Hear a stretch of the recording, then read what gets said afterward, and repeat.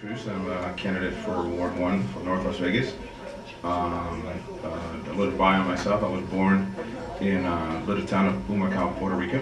I grew up there until I was 14 years old. My dad was a teacher. Received the transfer over to New York to be a teacher in New York. So I went in with him and my family. I grew up in New York. I lived there until 1996, and then I moved to Florida with them. They moved, they bought a house down in Florida. We did the Puerto Rican thing. We got Puerto Rico, New York, and Florida. And then from Florida, I received a transfer to here.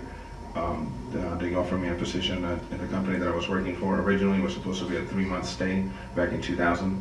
I had a return flight ticket and everything. I loved it so much, I ended up staying here, let the ticket expire. I met my wife and everything, so I liked it when I got here, and I decided to make this my home. In 2004, me and my wife decided to build a house in North Las Vegas. We had a house in Southern Highlands, but it was too small, so we sold the house, built a house in North Las Vegas, and we've been there since. Oh, yeah.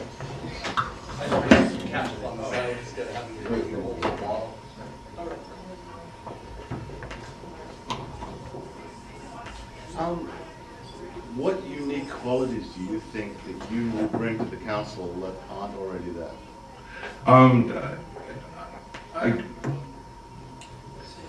I was a general manager of a car dealership in downtown North Las Vegas, where Ward 1 is. As a general manager of a car dealership, you have a unique experience because you meet the people. So I know the people of Ward 1, especially the downtown area. I know how much money they make, where they live, what their living conditions are, and all of that stuff.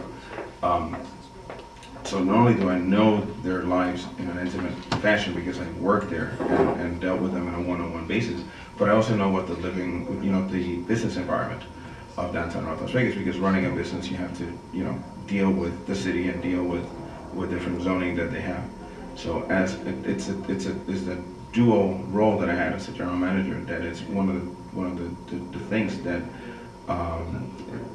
would make me a good candidate. I also, the person that is running against me, it's a great person. I mean, he's probably a great father, a great husband, a good man of God, but as a politician, has been a failure because he cannot bring other people along with him. And as a leader, you have to find a common ground with the people that you're serving with. It's a 5-people council.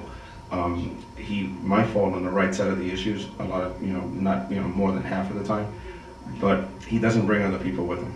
And I can bring that into this position where we can move an agenda forward and work with every it doesn't matter who it is, work with them and make it get positive results, as opposed to having a bogged down and having a fighting council. Sure. Well, given that you feel that you bring people along with you, when it comes down to the hard questions of tax, do you raise tax or do you cut? And I'm not asking you to specifically tell me what you're going to do, but how do you feel that you could handle those decisions? I mean, we all know we're going to have to do one or the other. What do you think that you can bring to the table when those discussions start as to how you make those right decisions?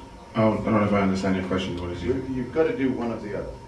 Raise or lower taxes, you mean? Or? You've either got to cut taxes or you've got to cut services. How are you going to make those decisions? What are you going to use as your criteria? To make the decisions of lowering or raising taxes? We're not going to lower taxes. We're either going to raise them or we're going to cut services. I'm hoping, you need to reach a consensus on that particular part. That's a good question. I mean, it's a tough question. No, it is a tough question. I mean, you're asking. I mean, it's a very profound question that you're asking there. I'm giving you points on how reasonably you can answer this one too. The budget shortfall, how do you address it? how do you address the budget shortfall? I mean, personally, I don't like raising taxes. I don't think that raising taxes is the right thing to do. I'm thinking if we can address this foreclosure situation, it wouldn't be a budget shortfall. Once you have people in houses, they're going to start paying property taxes, and the taxes are going to start flowing back into us, into the community back. How would I work with them into doing that? Reach a consensus, and if it has to, honestly, if you have to, if raising taxes is going to have to be the answer, even though I don't like it, we need to make sure that we do other stuff and other things that are going to be beneficial to the community if they want my support in that particular part. Okay, on that note, I think I'll ask the next question because I have a kind of a piggyback off of that one. Okay. I didn't really hear a direct answer to that question. I heard you did say that you would raise taxes if it was necessary. I don't like it, and I don't want to raise taxes. I mean, I really don't want to raise taxes, and I mean, by all means, I don't want you to feel that way. But if it's going to get something else to go along with it, and it's beneficial to the community, and we are in the need to raise the taxes, I will do it in that particular instance. Versus alternatives, like cutting the spending.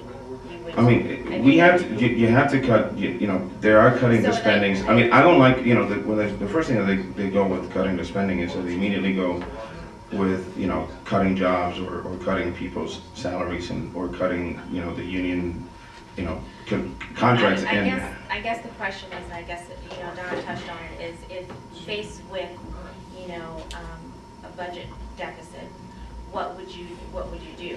The first thing you do is raise taxes, or would you look at alternatives like cutting some of the spending? Oh, I would look at the alternatives of cutting the spending. Maybe I didn't understand your question particularly, but no, I would definitely look in the cutting some of the spending. I mean, to bring it under control without raising taxes, obviously, because nobody wants to raise taxes.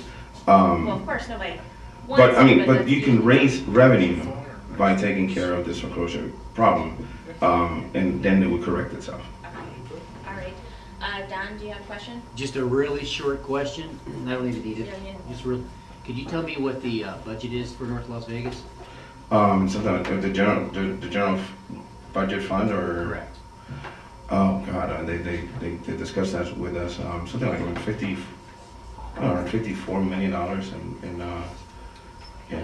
in the spending. I believe that's where they're looking at, and I know that's going to be part of the general fund. The budget is $54 million. You might have don't have that figure, the exact figure in front of me, or I mean I know that they discussed that. So if I could ask a follow-up. Sure. You're running for city council. Why don't you know that? Why don't I know that? I can tell you the budget for the sheriff's department in Washoe County, and tell you the difference between the budget for the police department in Reno. And I'm not running for office. Why don't you know that? Why don't I know wow.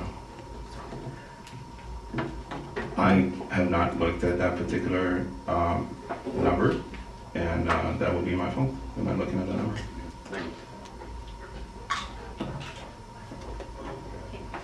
Does anyone have any further questions? Do you have questions? No, I don't. Okay. I have one tiny one. Sure. Okay. North Las Vegas has some of the strictest gun laws.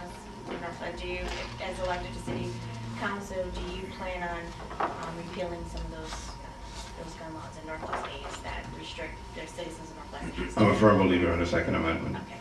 All right. Any more questions? Nope. Just want to say that I thank you for coming in. I really appreciate you allowing your fellow councilman to switch places with you, and I appreciate you throwing your head in the ring. It's definitely a worthwhile endeavor. So thank you for that. I appreciate it.